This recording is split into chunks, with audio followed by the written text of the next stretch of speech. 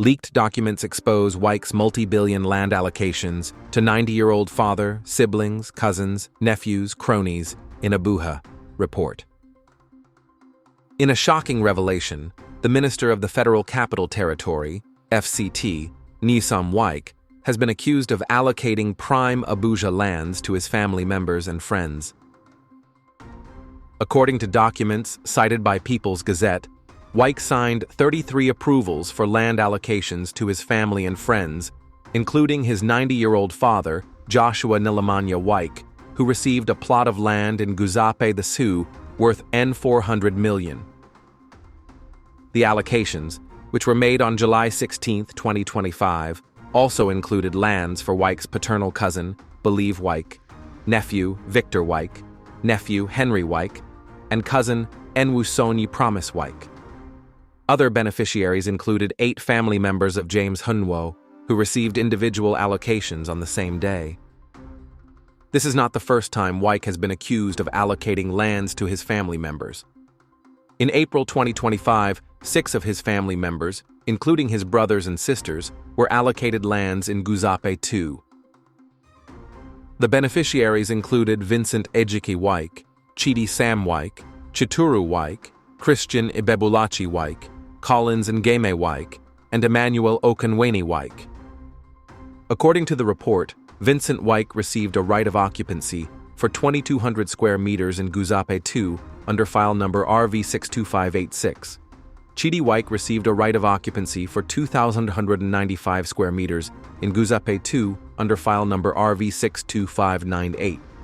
Chituru Wike received a right of occupancy for 1,258 square meters in Guzape II under file number RV62599. Christian Wike received a right of occupancy for 2,178 square meters in Guzape II under file number RV62603.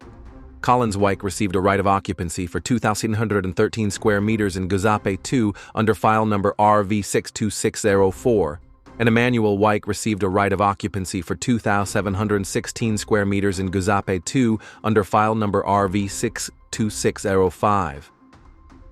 Wike's actions have raised concerns about his influence over President Bola Tinubu and the extent of his powers as FCT minister. Insiders told People's Gazette that Wike has been boasting about his contribution to Tinubu's election and believes he is untouchable. Aides said Mr. Wike would regularly boast about how he contributed significantly to getting Mr. Tinubu elected, a contribution the president would need again in 2027. He keeps reminding us of how he made heavy investment to help the president in 2023, an official said. He even said the president can't do anything to him, and no judge in 2025 Nigeria would dare convict him of any stupid corruption. On July 2nd, Sahara reporters reported that Meriga Hassan Shaharu, a staff member of the Abuja Geographic Information System, AGIS, had been arrested by the police in Abuja amid a hunt for the source who linked information for Wike's alleged theft of Abuja land for his children. Shaharu, who works with the Fresh Applications unit of AGIS, was arrested by a team of police detectives. Shaharu's department is responsible for processing new filings at AGIS, the agency that manages and verifies land ownership and asset records in the Federal Capital Territory. Colleagues of Shaharu said they feared the minister would continue to make mistakes by targeting innocent low to mid-level officials who had no involvement in leaking the documents that revealed the scale of the minister's alleged fraud. Following the intervention of human rights activist Omoyele Sowore and a team of lawyers, he was eventually released after it was discovered that the detention warrant used to hold him had been forged. According to a previous report by People's Gazette, officials also claimed the minister had become increasingly paranoid and has been drinking heavily since the reports were published. He's confused and moving fast, which is why he keeps making mistakes, an official informed on the minister's activity told the Gazette. He's been drinking even more heavily now and cursing at everybody, including his wife. Wike's wife, Ebereki Suzette Nyesom Wike, is a judge at the Federal Appellate Court. Documents obtained directly from the minister's office and published on 26 June and 1 July revealed that at least 3,822 hectares of land, potentially worth $645 billion, were allocated by Mr. Wike to his two sons, Jordan, 25, and Joaquin, 23. The revelations have sparked widespread outrage, with the minister blaming political opponents for leaking the documents. Some unrecognized groups have also appeared in the media defending Mr. Wike, describing the reports as politically motivated.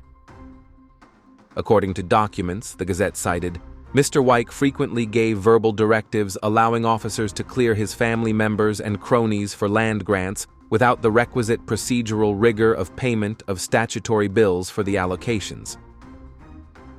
Some contemporaneous documentation of the minister's approach to land administration appears to mirror how he has presented himself to the Nigerian public, a situation that has continued to alarm officials. Harder than appears? Mr. Wike's propensity for operating on the edges of acceptable norms, unmoored from constitutional guardrails, has continued to upset other senior administration officials, two of whom told the Gazette.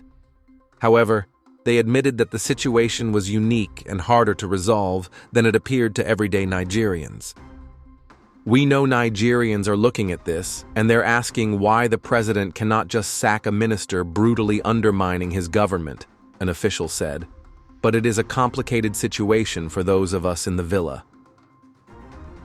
Mr. Tinubu has struggled to gain public confidence because of the poor economy and insecurity, with a recent poll finding his approval rating among Nigerians in the 30s.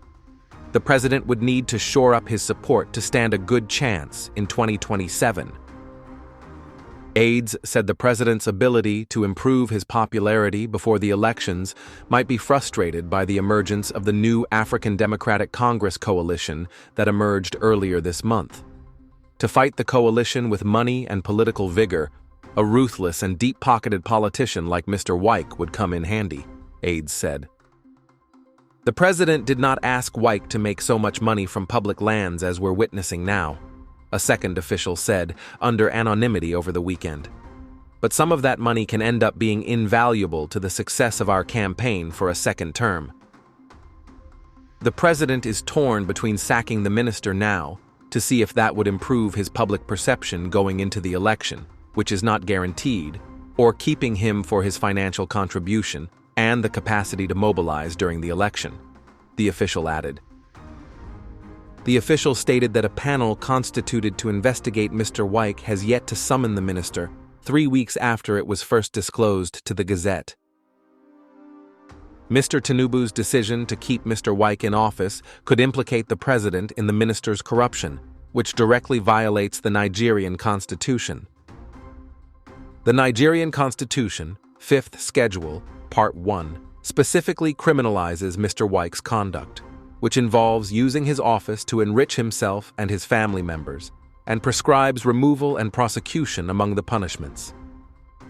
Presidential spokesman Bayo Onanuga asked the Gazette to direct questions about Mr. Wike's conduct to the minister's media aides. A spokesman for Mr. Wike declined to comment for the story, but the minister has maintained no wrongdoing following previous revelations, falsely asserting that granting lands to his family members did not violate Nigerian laws. While unable to take active measures, anti-corruption agencies EFCC and ICPC have continued to monitor the minister's activity for now, the Gazette was told. Although the agencies are accorded noteworthy deference under the law, they're part of the executive branch and therefore require the president's approval to investigate, much less charge, a cabinet official. The agency's spokespersons declined to comment. Meanwhile, anti-corruption campaigners from the Human and Environmental Development Agenda have filed petitions with the ICPC to investigate Mr. Wike's acquisition of lands across the nation's capital, describing it as reckless abuse of office and primitive diversion and accumulation of public assets.